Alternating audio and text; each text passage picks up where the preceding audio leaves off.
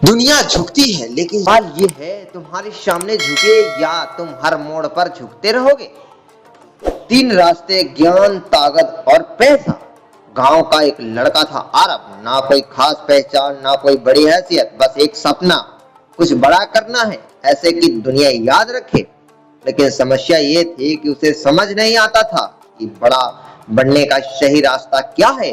गांव में लोग अलग अलग बातें करते थे।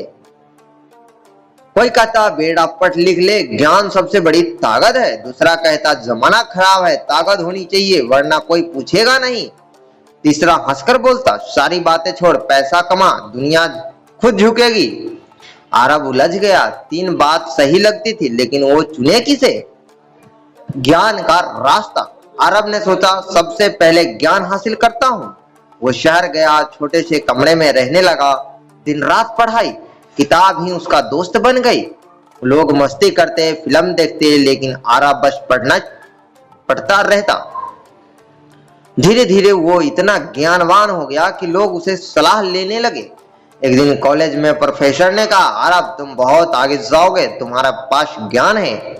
अरब खुश हुआ, उसे लगा अब दुनिया झुकने लगेगी, लेकिन हकीकत कुछ और थी।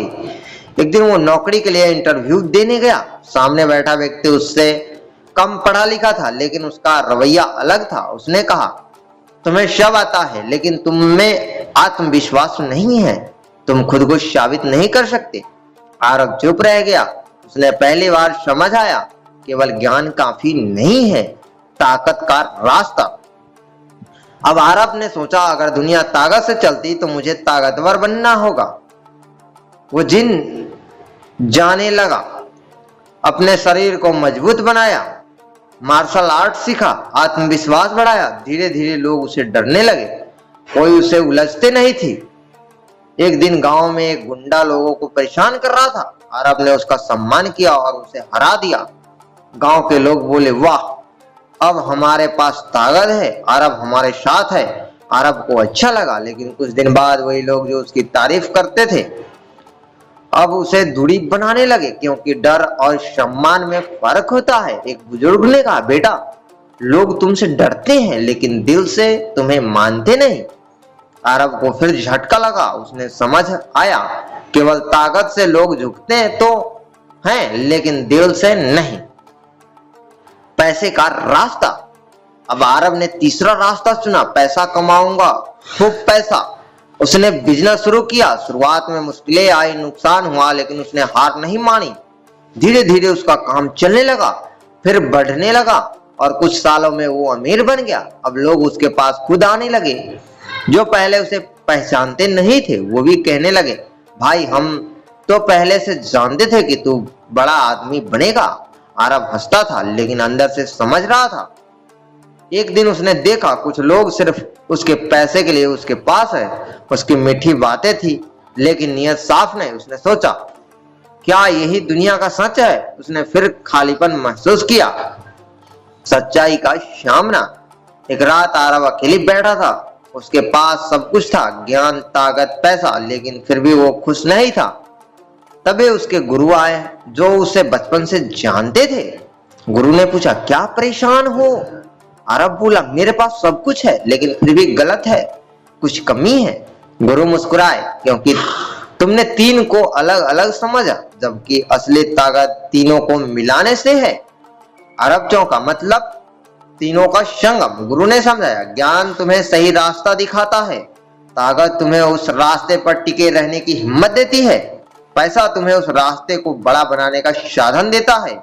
अगर तुम्हारे पास सिर्फ ज्ञान है तो तुम समझदार हो, लेकिन प्रभावशाली नहीं। अगर सिर्फ ताकत है तो लोग डरेंगे, लेकिन प्यार नहीं करेंगे। अगर सिर्फ पैसा है तो लोग पास आएंगे, लेकिन सच्चे नहीं होंगे। लेकिन जब ये तीनों साथ होते हैं तब तुम केवल सफल नहीं असरदार बनते हो। नई शुरुआत। अरब ने अपनी जिंदगी को नए तरीके से जीना शुरू किया। उसने अपने ज्ञान को इस्तेमाल लोगों को सिखाने में किया, अपनी ताकत का इस्तेमाल कमजोरों की रक्षा में किया और अपने पैसे का इस्तेमाल समाज को बेहतर बनाने में किया। धीरे धीरे बदलाव आने लगा।